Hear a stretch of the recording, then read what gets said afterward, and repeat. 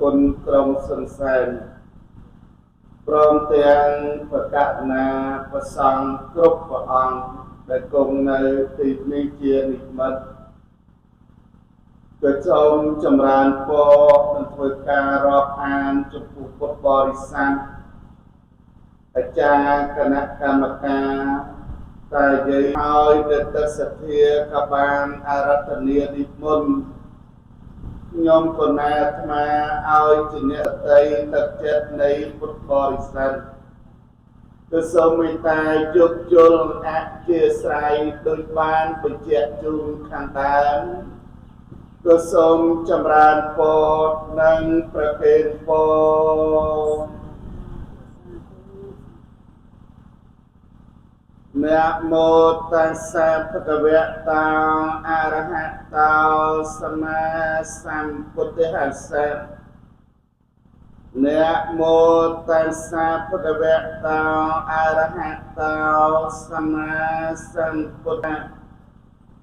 ខ្ញុំព្រះអង្គសូមលើកកំបងអញ្ជលីក្រមសង្ខេបបែបខ្លីតែប៉ុណ្ណេះដើម្បីនឹងការពារបញ្ជានៃឧបទ្រព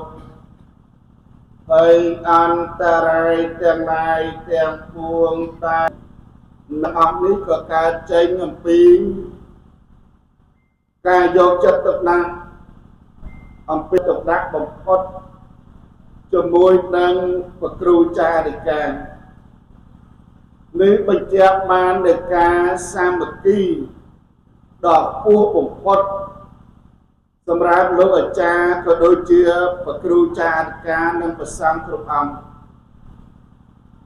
ញាតិញោមបរិស័ទទាំងឡាយការទ្រទ្រង់ព្រះសង្ឃពីមួយចំនួនទៅមួយចំនួននៅក្នុងអារាមការបណ្ដុះបណ្ដាលធនធានរបស់ព្រះសង្ឃប៉ុន្តែនៅជាព្រះគ្រូអនុគុណសម្រាប់ក្រុងទិនសែនដែលយូរឆ្នាំមកហើយដែរនោះហើយនៅទីនេះក៏ឃើញថានៅសម័យបច្ចុប្បន្នពិចារណាដោយ